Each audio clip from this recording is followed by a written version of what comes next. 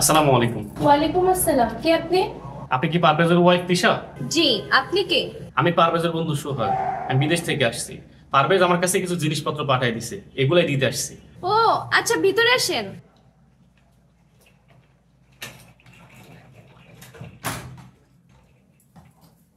বসেন। কেন ভাবে আপনার লাগেজটা নেন, এর ভিতরে একটা কাগজ আছে, আপনি মিলাই দেখেন সব ঠিকঠাক আছে কিনা। আচ্ছা ঠিক আছে।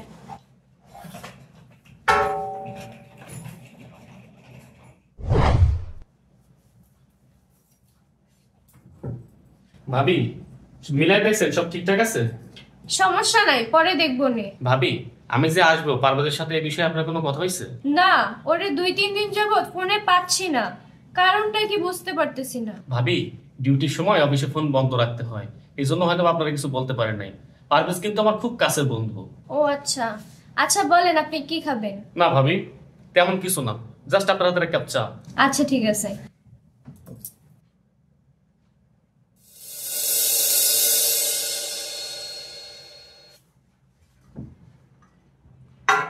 ভাই নেন, চা খান। ভাবি, চা আনছেন এক কাপ, আপনি খাইবেন না? আমি একটু আগে চা খাইছি, আপনি খেয়ে নেন। আচ্ছা।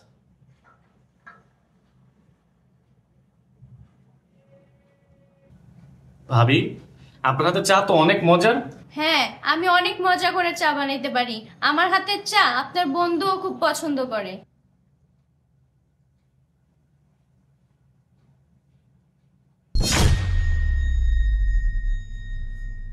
ভাবি, আপনি কিন্তু দেখতে অনেক সুন্দর। আমার বন্ধুর ভাগ্যটা অনেক ভালো যে আপনার মতো এরকম একটা সুন্দরী বউ পাইছে। আচ্ছা ভাবি, আপনার কোনো ছোট বোন টোন নাই? কেন, বিয়ে করবেন নাকি? হ্যাঁ ভাবি, 5 বছর বিদেশ থেকে আসলাম, বিয়ে করার সুযোগ হয় নাই। আপনার দেখে আমার বিয়ে করার স্বাদ জাগছে। আপনার যদি কোনো ছোট বোন থাকে তাহলে আমি তারা বিয়ে করবো। না, আমার কোনো বোন নাই। মেয়ের অভাব আছে নাকি? আমি আপনার জন্য সুন্দর একটা মেয়ে দেখা দিব, আপনি কোনো টেনশন করেন না। ভাবি, আপনার মধ্যে এরকম একটা সুন্দরী বউ রাইখা আমার বন্ধু যে কিভাবে বিদেশ থাকে, আর আপনি বা একা কিভাবে থাকেন, আপনার কষ্ট হয় না? কষ্ট হলে কি করার আছে? আপনার বন্ধু কিছু দেনা করে বিদেশ গেছে, দেনাটা পরিশোধ হইলেই চলে আসবে, তখন আর যেতে দিব না। আপনি পারভেজের বন্ধু, অনেক কষ্ট করে আসছেন, আজকে কিন্তু বেড়াবেন। আমি ভালো বিরিয়ানি রান্না করতে পারি, আপনি কি বিরিয়ানি রান্না করে খাওয়াবো। হ ভাবি, আপনার হাতের চা যেহেতু এত মজার, আপনার হাতে বিরিয়ানি আরো মজার হইব। ঠিক আছে, আপনি বিরিয়ানি রান্না করেন, আমি খায়া তারপরে যাবো।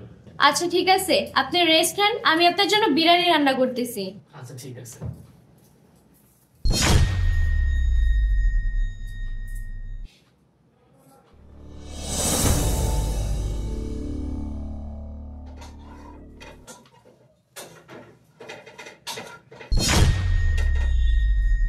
কি ভাই, আপনি রান্নাঘরে আসছেন, কিছু লাগবে?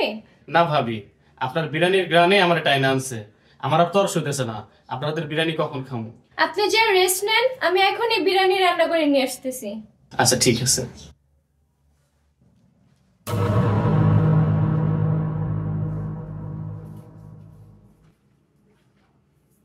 ভাবি, সত্যি আপনার হাতের বিরিয়ানি অসাধারণ। আমি আপনার প্রেমে পড়ে গেছি। এখন তো আপনারা স্যার আমার যাইতে ইচ্ছা হইতেছে না। সমস্যা নাই, আরেকদিন আইসেন, আবার আপনাকে বিরিয়ানি রান্না করে খাওয়াবো। ভাবি, আবার কবে আসবো? ভাবি, আপনার একটা কথা বলতে চাই, আপনি আবার রাগ করবেন না তো? আরে রাগ করবো কেন, কি কথা বলেন। ভাবি, আমার বন্ধু তো বিদেশ থাকে, আপনিও একা থাকেন, আর আমিও বিয়ে শাদী করি নাই। আপনি যদি আমার একটু সময় দিতেন। আপনি কি বলতে চাইছেন আমি সবই বুঝতে পারছি।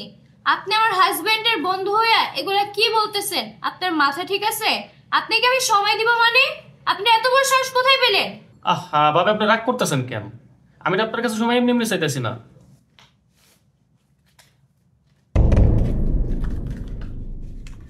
এই না, এখানে 2 লাখ টাকা আছে, আপনি একটু সময় দিবেন, তার বিনিময়ে 2 লাখ টাকা আপনার।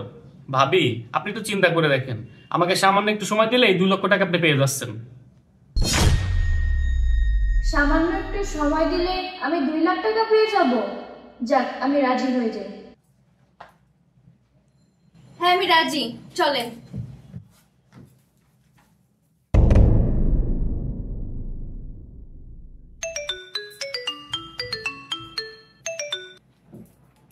হ্যালো। হ্যালো জান, তুমি কেমন আছো? আমি ভালো আছি, তুমি ভালো আছো? হ্যাঁ, আমি ভালো আছি। 2-3 দিন যাবত তোমার কল করতেছি, ফোনে পাইতেছি না, ফোন বন্ধ বলে। তোমার কি কোনো সমস্যা হয়েছে? না না, আমার কোনো সমস্যা হয় নাই। আমার মোবাইলটা একটু ডিস্টার্ব দিছিল, এই জন্য তোমার সাথে আমি 2-3 দিন কথা বলতে পারি নাই। আর শোনো, আমার একটা ফ্রেন্ড, ওর নাম সোহাগ, ও দেশে গেছে, ওর কাছে আমি কিছু মালামাল দিয়েছিলাম। হ্যাঁ আসছিল, দিয়া গেছে। শুধু মালামালই দিয়ে গেছে, আর কিছু দিয়ে যায় নাই? আর কি দিব? ও আমার কাছ থেকে 2 লক্ষ টাকা হাওলাত নেছে। ও বলছিল বাড়িতে গেলে তোমার কাছে 2 লাখ টাকা দিয়ে আসবে।